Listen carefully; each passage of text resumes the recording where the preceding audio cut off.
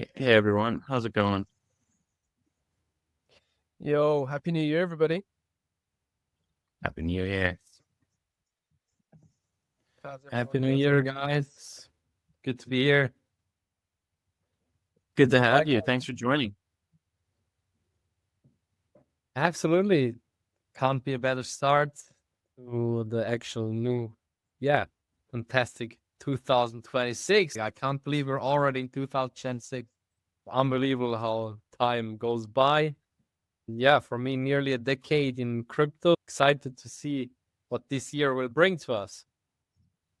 Yeah, and the markets responded positively to the new year. I always had the inclination that Q1 would be pretty strong, and it's been a pretty good start. Yeah, chain looking not too bad. Absolutely. Oh, you never know. I think this cycle is just very unpredictable. I really can't see through it. Everything is different than what we're used to. But yeah, maybe it's something good. Maybe it's the next stage we enter and get into more kind of serious waters. At least big players are joining. So let's see if we get Yeah, liquidity enough to blast.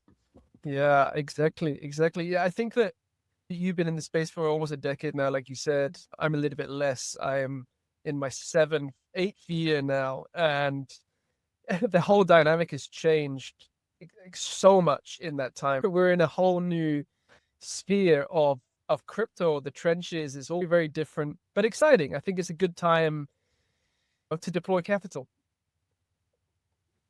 Absolutely. I think it's instead of having just like one focus area and one narrative, the scene, the market grew to a size where multiple narratives and multiple plays have space next to each other. So I think that's also one of the factors which is confusing a lot of participants who come from the earlier cycles where it was easy. Like, okay, now it's NFT, right? So everyone goes into NFTs and it was very like one dimensional. And now there is like the casino trenches. It's a thing for itself, right? It has its own dynamic and independent. And then there is like this deep in or deep sci or like sectors which have their individual audiences. And there's just different and abilities for these different narratives. And they act a bit dependent on Bitcoin still, but independent of each other, which is interesting and just overwhelming to me, at least, to see so many different things at the same time. And still, there's no mass adoption, right? So we're still in the kindergarten of this industry after all. It's maturing Exactly. really That's fast. Yeah. yeah. Do you remember like how easy it was to make money 2 years ago? Anything that had AI on the end of it, it was a guaranteed winner. Now it's definitely a lot harder. But let's see. I hope and pray for everyone that we have at least a good first quarter. Sure. Yeah. Absolutely. In the end, it's also about building your edge, right? And not to want to play the ball on every court, but specialize and gain your strength, gain your edge on the court you actually want to play and where you have your passion, and that you have an advantage towards the big, like overall communities. And not everyone can win. Like it was never the case. Like also in the past cycles, a lot of people maybe short term had winnings on the paper, but no one extracted the liquidity. So most people round tripped also there, and it was not only just golden ages, right? Like of course it was easy sometimes, but also a lot of people didn't hold the winnings and round tripped. And now today is the same, right? Build your edge. I think that's also what we at Spyfly really enforce and want to enable to more users is how to build their edge, how to gain this few percentage of advantage to actually play the game better and be the winner, because not everyone can be. That's right. I think that speaking from a personal perspective, like my screenshotted P&Ls a couple of years ago were incredible. But the reality is that that doesn't change your life. You need to have that balance of holding, of extracting profit. Nothing goes up forever. We soon realized all that. Yeah, you don't lose taking profits. But I Exactly. think this would be a good spot to officially kick it off. So I have a bit of an intro script that I'll give, and then Spyfly, I'm going to give you a opportunity to introduce yourself, introduce the project, and go through it all. The overall idea of this one is that social markets are no longer about fundamentals. See that a lot with memes, and basically it's all about who sees first. Are you hearing it from someone who's trusted? So today we want to break down why most traders are losing in these environments, how alpha actually moves through communities, and how intelligence and automation can change the rules. Or it doesn't just change the rules, it pretty much rewrites them. This is what Spyfly is doing now. This is all about the structure of modern crypto markets as a narrative and social. It's essentially the creation of attention-driven markets, which is really cool. So Spyfly, I just want to give you a moment now to introduce yourself. Tell us everything about Spyfly. Amazing. Yeah. Again, glad to be here. Obviously, you're founding, you're bootstrapping, you're starting out very organic, which I love the passion you actually have to build your own attraction and momentum and support founders on their journey. So, yeah, very glad to be here despite having such a small space here, but potentially can grow much bigger and you amplify it. So, very curious to see the aftermath. Before moving to a small intro about us, I just want to also give a bit of a mind teaser of my perspective on what's happening nowadays. And I think most people still think crypto is about finding the good information as we're used to. What is the narrative? Which could be pop up next? But I believe it's not anymore. It's now about who sees it first and who is trusted and who can act without hesitation. Because if you're 5 seconds late today, you're actually not early anymore and you're the exit liquidity. So that's the reality I see. This being said, yeah, Spyfly. I'm one of the co-founders of Spyfly. Spyfly is a tool to give a trader the edge in the space. So this is why we built it actually for us and why we want to give it now to you to help traders have an advantage and the right tools to support their wins. Anyway, we are trading, we are investing money in the space, but now we can actually do it smart. We hop on 10 tabs, groups, who doesn't know it, right? Channels from TG and Discord and back to X. And Spyfly now enables us to have it all in one place, one feed we can customize to our needs with access to all these private channels you always wished you'll have access to. We even give that for free to you. And so if you don't have time to trade or have to go to sleep after 3 days of being stuck on a screen, you can turn on Spyfly. Yeah, maybe we can go into Spyfly a bit later and explain a bit deeper the abilities, but in the end, it's an alpha signal aggregator. It auto sends signals from multiple top paid alpha groups on TG and Discord into one feed. You can also choose your own sources. And on top of that, there's an execution layer, a trading automation layer, which auto buys and sells with multi stop loss, take profits, trading stop loss, your filters, your risk strategy. And so you can actually have 0 clicks, 0 screen time, and still execute on the alpha you are monitoring with Spyfly.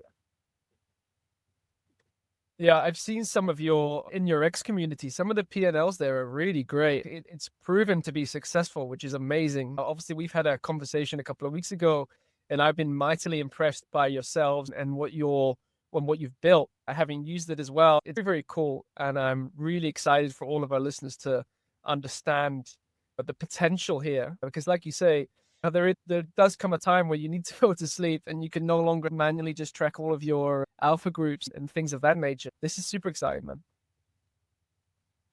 Absolutely. And it's exhausting to have constantly all these open tabs. Like, obviously, it's also a bit of fun, but it always happens exactly when you take a shower that your friend sends you the CA and you wish you had this tool which just captures the moment.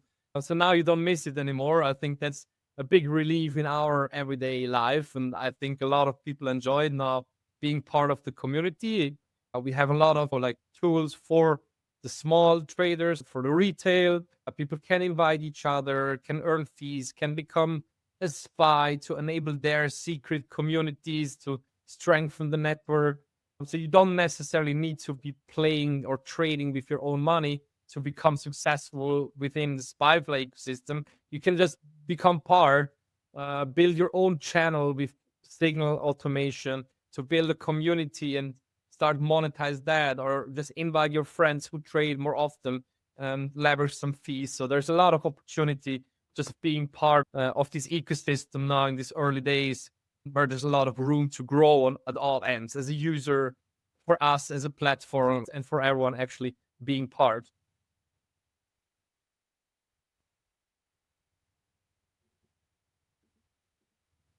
Absolutely. So yeah, I wanted to ask a few questions. First one being, where do you think traders are actually losing first? I touched on it when you're like, you go to the bathroom, homie sends the CA, and you're just shit out of luck. You just, no pun intended, but like, you just lost the opportunity. But where do you think it is that traders are actually losing first? Is it just not acting as fast? Is it not having the due diligence, not knowing the right people? What do you think it is? Yeah, it's a very systemic disease, in my opinion. Retail doesn't lose because they're bad at trading. They lose because they're structurally late at every layer. So by the time something trends on Dex or Twitter, it already moved. The risk already increased. The real discovery happens in the private circles, the small chats, from trusted callers, and not the actual dashboard, which highlighted in trending. So I think this dynamic already is the root. On top of this, I think the whole space is a bit poisoned with this pay to play, which, by the way, Spyfly breaks completely, because we give access to these secret societies and community chats and alpha drops, which usually are paid and monetized. Plus, we give transparency with real statistics and real win rates. Whereas a lot of the strategies of those leaders and callers is not to sell the losses. GMDN still shows an 85% win rate, despite a lot of these trades have never closed, so they're not counted as lost. So I think that the intransparency, the structural kind of latency at every layer, just makes it very hard to win, unless you really invest like all your energy and time to like spot it early and generate this kind of sophistication in seeing the momentum moving.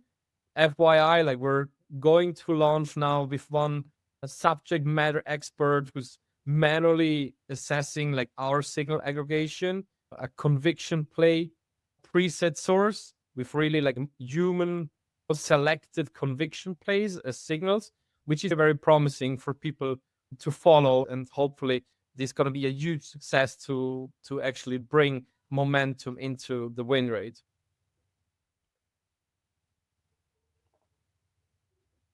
I'm in a couple groups myself, and they're honestly, it's like 1,000 messages a day.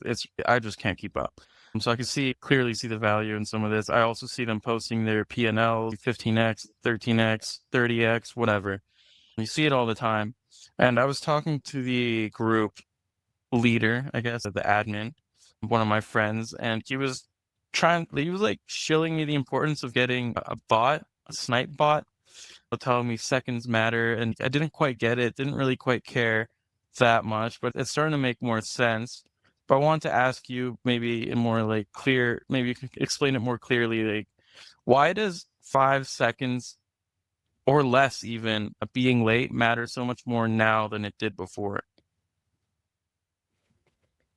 Yeah, it's all about how the charts move. The market moves so fast, like in a few seconds, you can actually increase the risk of entry by a multitude, because the slippage is real, right? So if the signal is dropped in a community of, let's say, 100 members, you actually want to be the first of these 100 members to be in the chart, because everyone who buys after you lowers your risk, right? It basically increases your chances if you're earlier than the next ones in the same circle. This is what you can control, being fast, having the least latency.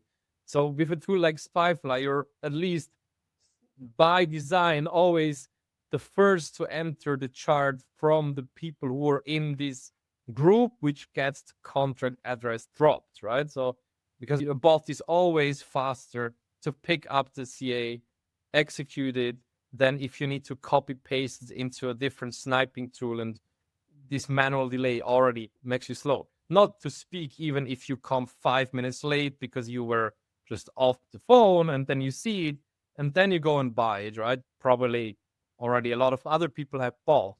And you never know when this kind of signal or this round trip ends. So the earlier you are within kind of the reach you can control, the better it is for you, generally speaking about kind of this risk assessment. Now, why is it so fast? It's just because the game became what is has never been before. Like in this launch creation, it's so easy to launch tokens. It's so easy to build this attention around, but it fades also much quicker than in the last cycles when we saw that a token launch was prepared with more upfront work. Like 8 years ago, people started to have needed to build out their own token smart contracts and audit them and maybe have a legal opinion. And today there's all frameworks. You can just pump it out with pump funds. So it's very fast. It's all very much attention and hype driven. So the whole dynamic is just very, very fast. And that's why seconds matter now rather than maybe days in the 2017 cycle when you say, I guess tomorrow when the US wakes up, this gonna pump. Okay, today like everyone is always there and awake and ready to shoot.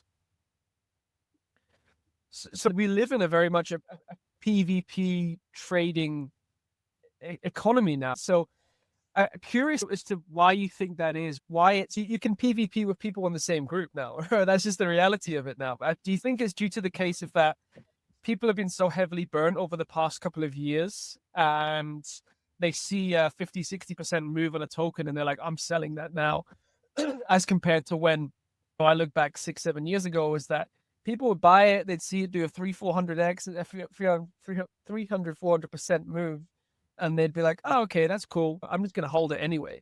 Now that's not really the reality. Do you think it's now a mixture of what I just mentioned, where people are burned, they're illiquid, they've struggled for so long? Or is it the case of that there's so many different launch platforms now and so many tokens are vamped as well, right? So you'll see dozens of the same token being released that you don't know which one's going to be the true runner. Yeah, no, serious questions, of course. I believe in the end, like we need to differentiate like the whole casino token launch niche, which is still not whole crypto and whole blockchain area, right? The market is bigger. There are serious initiatives of decentralized science projects which take years to be licensed, or like in the whole TradFi to DeFi tokenization of stocks niches. Those projects are still very much long term and take a long time to prepare for a launch. And once they launch, I think the holders, the token holders, are also more loyal to the token and show diamond hand. But the nature of this pump fun kind of niche, I would say, or frame it now, is that you move fast. You move in, you move out. You move in, you move out. So that's the nature of these markets. It's not about that the founders of the tokens build for months and now like everyone moves into their token and loses the hope and trust in it immediately and moves out, right? These creators, the devs behind these meme tokens, they're also having a different kind of preparation timeline than maybe a DeFi or a DePin project. So I think there's a huge differentiation, and it matters where you seek your attention, right? If you have the patience, if you have this deep commitment and understanding, and you want to still remain in this, like maybe a yearly projection of a couple of multiples, crypto is still here to offer that. But not many speak about it because the quick lottery wins of 100x overnight, they just take all the attention. The other things are still happening. So it just matters where you look at and where you want to specialize and spend your time and focus on, I believe.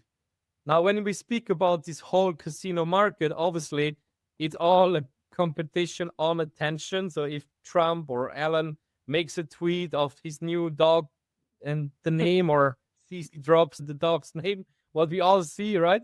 Then, of course, all these teams who specialize on launching meme tokens quick, they infuse liquidity, they roll out their automation, And there are like a dozen of the same named called tokens on PumpFun. Some mature because they also have bundlers behind. There's a lot of schema and mechanics deployed by the actual creator teams. And then whatever picks up, and if you're lucky, maybe you have the golden ticket, right? But it's hard to control. And then there's like kind of a bit a different layer of narratives, which is so like from day to day. Sometimes stories get picked up by the media. They're a bit more foreseeable, like the Peanut story and the Ibiza boss story. These are 1000x runners if you catch them early, and they're actually spottable. And you can see why this narrative will pull a lot of attention over a couple of days. I think these are more the conviction plays, which we try to spot as well in the trenches, but to really have kind of a higher win rate than just a lottery gamble. Yeah, it's about knowing how to spot a narrative, right? Like you say, the Ibiza final boss.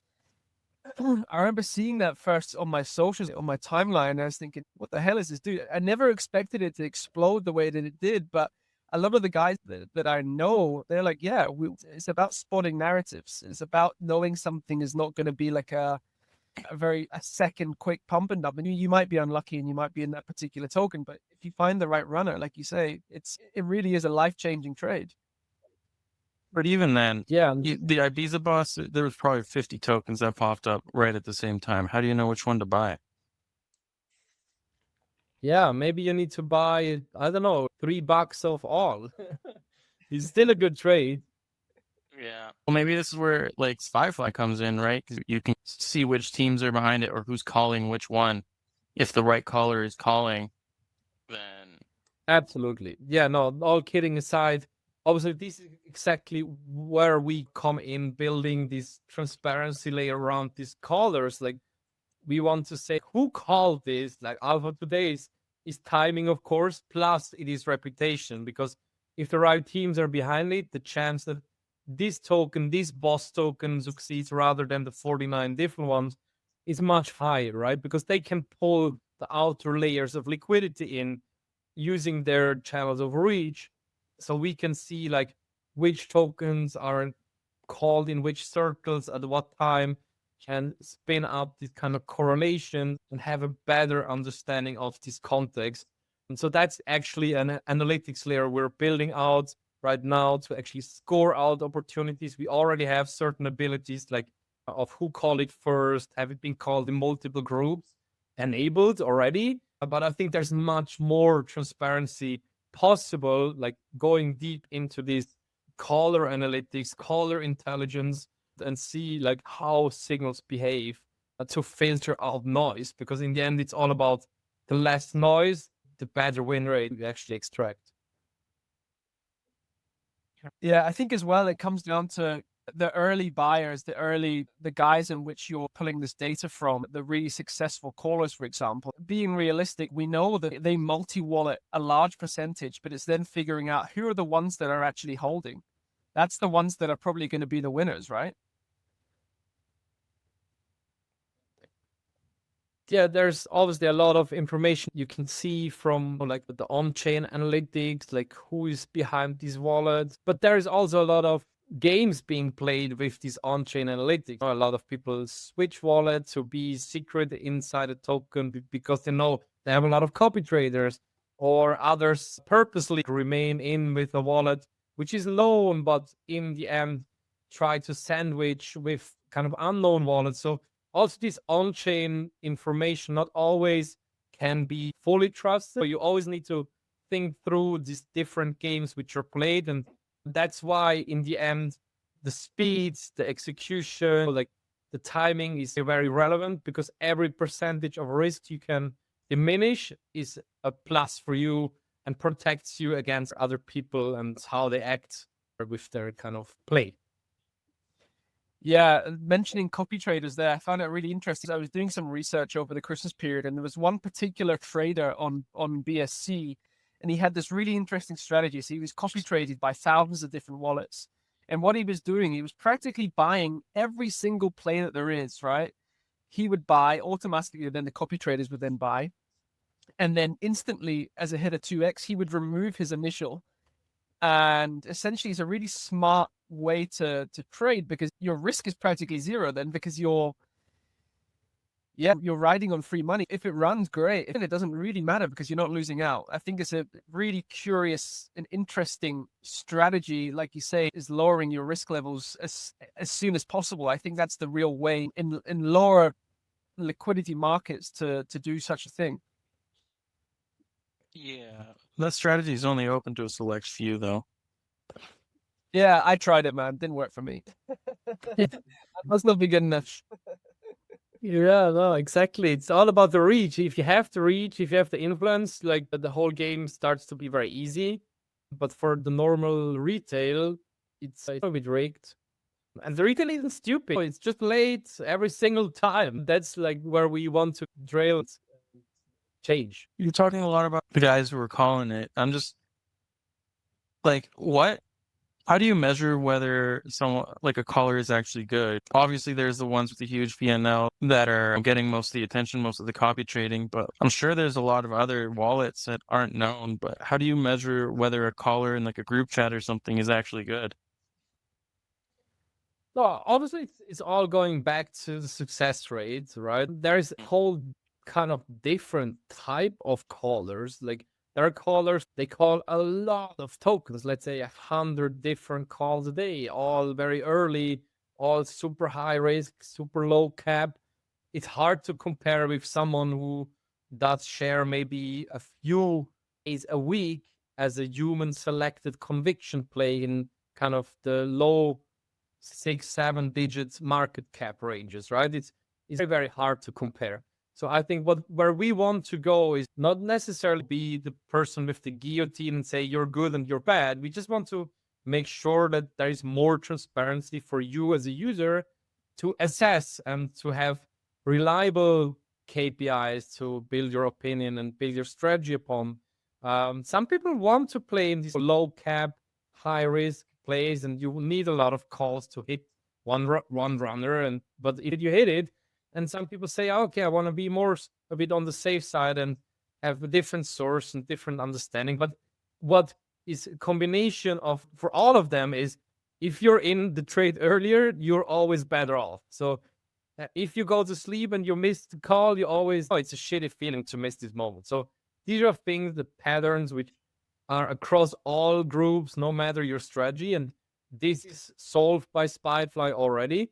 And now on top of this, we try to just bring in more transparency, more intelligence, more scoring information to make yourself prepared better, more competitive, give you the edge in the end to win bigger and more reliably. You're essentially just turning social signals into a data set. Absolutely. We try to understand, or the vision is also a bit to understand how the signal like flows through the market. Let's say if group A calls it today at 5 p.m.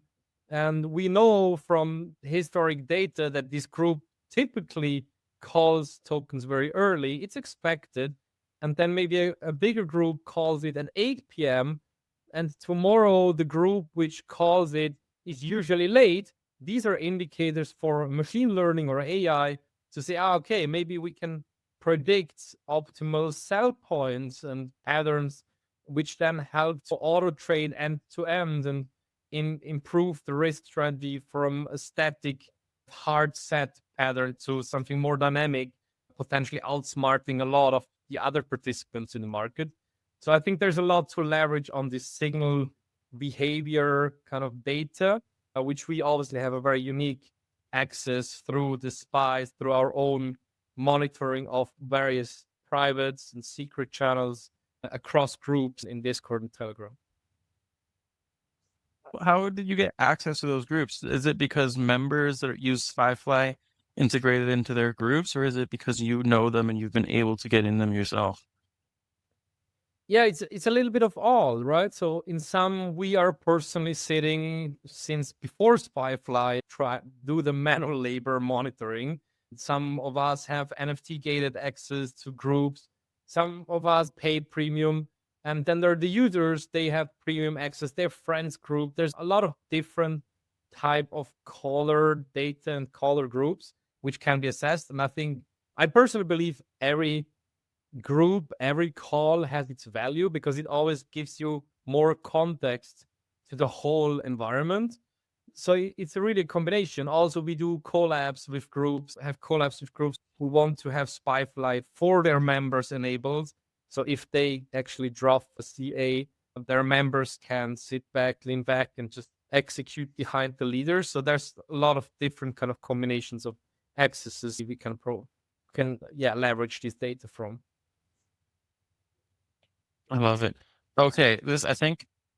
So someone just requested to ask a question. Cyanus, if you want to go ahead and ask, that was a good time. But everything you're talking about also kind of segues me into the next question here. And the next kind of section of this conversation that I want to take it is the differentiating between the automations and intelligence layers. And you touched on it, how you have all these different data points, and it's taken a long time for you guys to get into it. You have a lot of people, a lot of groups, a lot of connections that you leverage. But something that I'm curious about is differentiating between, so like you guys have basic automation layers and then an intelligence layer, I'd assume. Like they're two different things. What is the intelligence layer and what is the automation? What is the difference between the two? Does that make sense? Yeah, cool. I'm not sure if the guy who wants to ask questions still here. Maybe he needs to rejoin. Cool. Yeah, let's move into this intelligence versus automation. Raise his hand again. Here we go. Yeah, Sinus, whenever you're ready, feel free to raise your hand. In the meantime, I would say automation is speed, right? Like it's speed of execution, reaction time of a CA drop until you're in the block and you have the token swapped. So this is where you gain an advantage because you're early in the chart, you have a better price to buy, thus less risk. You're earlier than other people in your same circle. You have an advantage towards them. That's like the auto trade, the automation behind it. So it executes faster. But the intelligence is what, right? Like how you select. Like you cannot just buy everything. There's, I don't know how many, like 20, 30,000 tokens launched on Pantheon alone every day. So you don't want to just buy everything, right? So the question is what? A lot of people are like looking at sources, like they're monitoring different tabs, chats, groups. They maybe pay access for certain private channels, which is a selection, a pre-selection of other people they trust, who kind of show that, hey, now is actually the good time. There's some conviction being formed. There's momentum being built. Now go into this. There's a lot of abuse with it. So I believe there's a lot of room to improve the situation around this whole alpha intelligence. So it decides what deserves execution. And now if we can combine these, and we have a very smart intelligence layer helping the users to understand what is real conviction play and what is not. And we have the auto trade, like the automation on top, that both together give a very strong advantage, a very strong edge for you as a trader in the space. And so once execution is instant, strategy moves upstream into source selection, filtering, timing, and continues throughout the trade with your risk strategy. Okay, what's your stop loss, take profit, exit strategy in the end? And yeah, everything with the least emotions as possible. We all know emotions don't help. So yeah, this is a bit more maybe the core behind automation versus intelligence. I think you touched on the emotional aspect. The emotional aspect is what kills traders, right? So it's basically due to the fact of okay, I've ended a trade at 100K. I'm literally buying the top right now. So it dips 20% and you're like, oh shoot, I'm out. I can't deal with the emotional aspect of it. But the beauty of SpyFly is that you are early. It might work, it might not work. There's no guarantees. There's no guarantees that you're going to walk away with profit here. But it definitely takes away that huge emotional aspect, which kills traders. That's the reality of it. Yeah, exactly. You still need a brain, but you don't need it at 4 a.m. like on a emergency call of your friend that the new alpha was dropped. Yeah, it removes kind of hesitation, the fatigue, the revenge trading, the emotions, the FOMO. but the system can't remove risk, right? So you still need to be a risk taker. You still need to set up your strategy, listen to the right sources, and try to optimize on it. So it's a tool to help you become better, to help you get an edge, but it's not a free lottery like win. You just still need to play the game. In the end, we try to make it simpler and simpler for people who don't have access. We are fostering the best access. We're, as mentioned in the start, we're building up these conviction plays, which promise less risking compared to maybe a very low cap, fast running source with a lot of calls. And you can just enable your strategy much more powerful using Spyfly than you ever did before. Something I find interesting here, though, as well is so you have this intelligence layer, you just went over it, but over time, ChatGPT, over time, it keeps getting better. Is it the same kind of deal with this? Over time, your data sets will compound and you'll create more edge over time. Absolutely. That's the big advantage, I think. Like the more users join Spyfly, the more users monitor their private groups. And well, like we don't know all the groups in the world, right? There are circles in Turkey, there are some in Singapore, some in like Moldavia. Like there's a lot of deep circles, underground kind of friend groups who share information on an hourly basis. The more access our system has, the more interpretation, the more context we can build. And I think the more strong our thesis gets to understand when is a good time to buy and when is a good time to fold your hand again, and the better we can support the users on their trading strategy. And so that is a network effect. The more people join, the more groups are being monitored, the stronger these algorithms get, the support tools get for every single user. So it's a community play. The community retail helps each other to get back on the lever and break this pay to play system, where the retail always is late.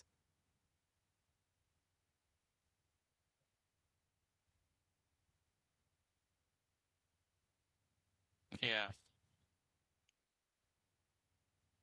Yeah, no, that's really cool. I was just thinking maybe we'll save it to the end, but if I were to start using Spyfly, do I just give it access to my whole Telegram? Do I invite it into a group? How is it actually getting the information?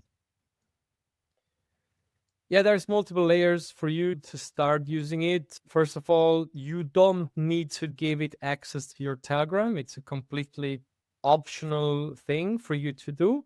You can use Spyfly as a regular user. We have a lot of preset sources which are aggregated, calls, curated already in feeds for different trading styles and kind of risk aversity. A preset with more low cap calls very frequently, some with more mid cap, less risky, but still very early. There's a lot of kind of presets which you can choose from, where you don't need to authenticate anything. You basically just connect or set up a wallet, and you select these preset sources, and you're able to auto trade on those. Of course, like the edge compresses if you source the same as everyone else. So a lot of people want to remain in their advantage and build their edge in the groups they have exclusive access to. So if you want to add your own source, you can actually grant Spyfly access to read messages from these groups. It requires a token authentication. It doesn't mean that Spyfly is able to alter or exit your Telegram. It basically allows via this token to read the messages of the groups you want to monitor. You can also remove this token at any time. So there's no technical risk that you get hacked or anything. Likewise, that's very, very secure also inside of Telegram technology itself. And that's an optional step to optimize your edge, right? If you want to go into this advanced role. Also, to get to know, you can like just join Spyfly, the ecosystem. You can set up your own channel, select the sources to just build more understanding, see signal aggregation, and remain buying manually if you maybe don't want to auto trade yet, and slowly move towards auto trading. Or you can observe in your own signal channel from 7 different sources, but you only auto trade one source with a trusted caller. So there's a lot of flexibility for you to gain experience, slowly tap in and trust the tool more and more to take over and support you in your daily trading activities. Yeah, I love it. Actually, that's the exact feature I was hoping to hear was the authenticating your own token, have it listen to certain group chats. I have a quick Cam, did question. you have something? Yeah, Mhm. in terms of we're now living and trading in a world where everything is very much multi-chain. So we're seeing movers on BSC, or Base, bunch of different chains. Spyfly is totally multi-chain, so it can trade across all chains. Am I right in saying that? Not yet all chains. Obviously, we started with Solana as the king of the hill in these kind of launching token games. Now we obviously also added BSC, which is the second major ecosystem. We had a lot of very good trends, narratives being formed in the last few months, a lot of volume. And we're planning to add more ecosystems. BSC and Solana, I think, cover quite a lot of these calls and a lot of the community kind of desire. But yeah, obviously there's more. There's Base, there's Arbitrum, there's a lot of these smaller ecosystems emerging, which obviously want to be enabled eventually. But yeah, we also want to focus our time to really bring the excellence on these ecosystems we cover. There's a lot of optimization to execute faster, swap in even faster than we do now, make sure that there's literally no failure happening, no latency happening. So instead of just adding more cross-chain ability, we really want to focus on quality and support the users in the turf we can cover. Yeah, that makes sense. So you want to concentrate on the chains which have the most volume as well, which is what you've done to perfect the systematics behind these chains first, and then move across to the sort of maybe lesser known chains in the beginning. Yeah, something I was thinking also is you're in a lot of privates and stuff. Do you also monitor things like social media? Yeah, we actually do not offer this feature yet to the public that you can follow CA drops on X. It's in the roadmap. It's something we want to roll out for sure to be able to like select X accounts whenever this X account drops a CA. You can auto trade on those. We are actually not so much looking into the market analysis. Like a lot of teams out there create signal channels via their market assessment. So they are looking, some teams look at on chain volume, some look at social media or like trends and bring together their signals around this market data. We try to really build one layer around it by assessing the callers. So if let's say 100 teams assess social media information already, why should we do it as well ourselves? We prefer assessing their calls and comparing them and maybe back engineer where those signals derive from and gain more understanding of why they thought it's gonna be good and or they thought it's not worth to post.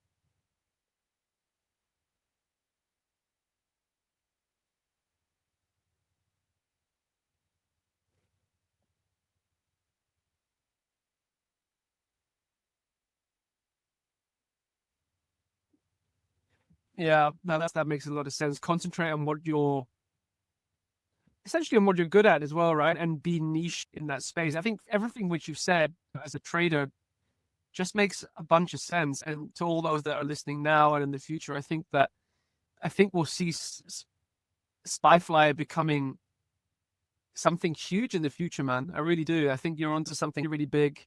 There's so much liquidity and capital out there that this kind of tool is a game changer for the traders. Yeah, I really love to hear. Like in the end, I'm a big fan of problems which are real to solve them in a way which makes sense. And the good thing is like we ourselves suffered from these backlashes and we solved it for us initially. And now we just know that a lot of other people experience similar kind of problems and Spyfly as a tool helps them in their daily practice getting better and getting more competitive in the space. So it's one step after the other, and we get a lot of feedback and wishes from the community. Hey, Can you add a timer? I always want to set it a couple of hours. I know are my golden hours by night, but how can I turn it on, turn it off? A lot of feedback from community, from the users, which I believe make the product so much better. And so it's just a matter of getting all together, spreading the word, like bringing your friends in and really write this up as a community play. Like we are not funded by any DC. Like it's completely, yeah, our own thing to fight back, our own edge to build up in strength. And if we all work together and spread the word, a lot of things can be achieved and we can turn around the table together. Hey, sorry, can you guys hear me? Yeah. Oh, perfect. I was just rugged by Elon there. I missed a bit there. Just checking. What was the last thing you asked, Cam?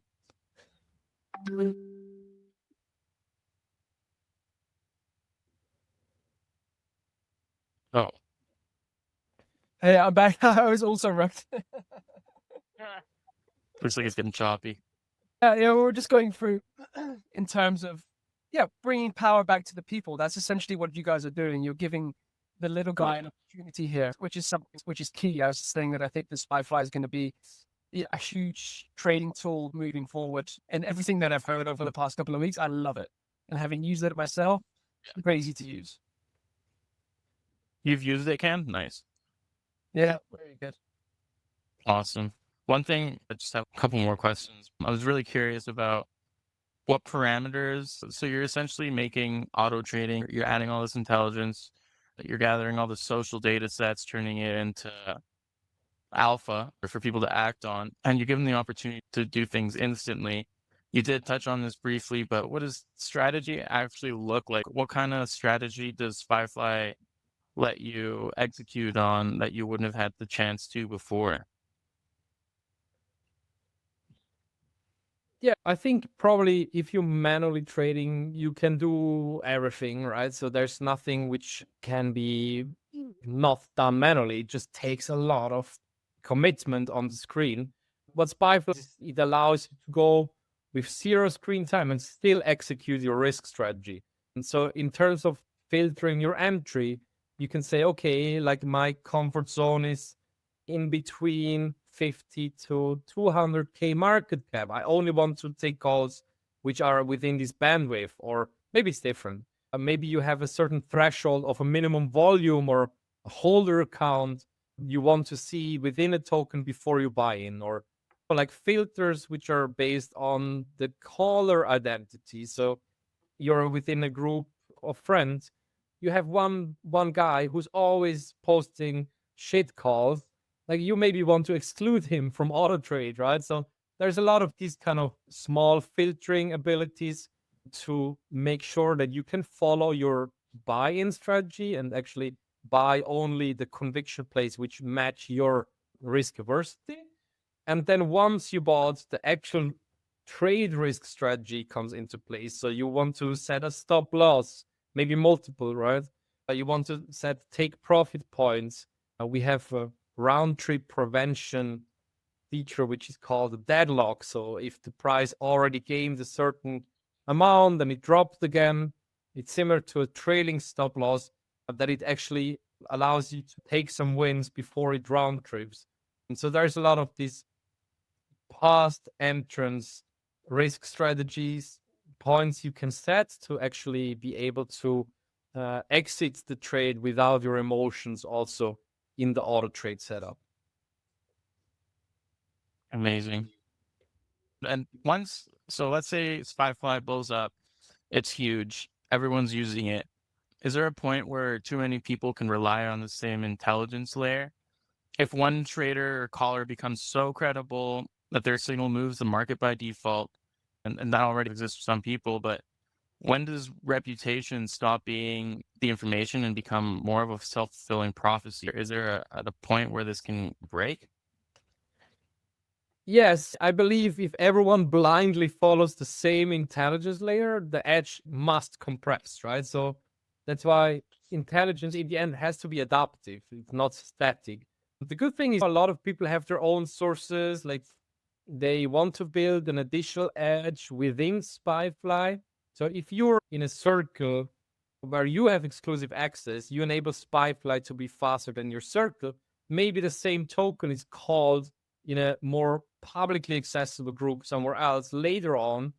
It helps you also, right? So you always want to build your edge and continue to build your edge. But yeah, why not focus your time to actually gain better access to certain communities or build more understanding and let the execution be automated? And so I think, yes, of course, not everyone can follow the same signal. The block is limited, right? People must come later and earlier. That's a design thing in blockchain. But yeah, you can also have within Spyfly with the tools we give very much opportunity to remain in a unique spot and position yourself better than maybe the common user. So yeah, this is something which we will see when we grow and how we can also implement potentially loyalty scores, which gives you an advantage to be prioritized in the swap engine. We're talking around potential token utilities which enable this. And so there's certain potential avenues to go down to make sure that the ecosystem remains fair and gives a good opportunity for everyone to position where he wants to be. I love it. And let's say there's two different users on Spyfly, both following the same contract, address, same group, same settings, and they both execute a trade from the same caller. How would you figure out who's first? Does it block it, and does everyone come in together? Is that kind of thing that's just whoever has the faster computer wins? Yeah, in the end, like right now, it doesn't really matter on the end user setup. Like it's more about the mempool execution logic, right? Which is based on the validator. And so what we are doing is we're executing, we're submitting these transaction requests.